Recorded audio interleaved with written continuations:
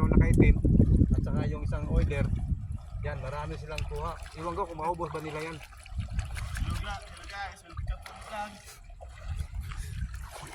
Naghana ay puno. Ito yung huli nila.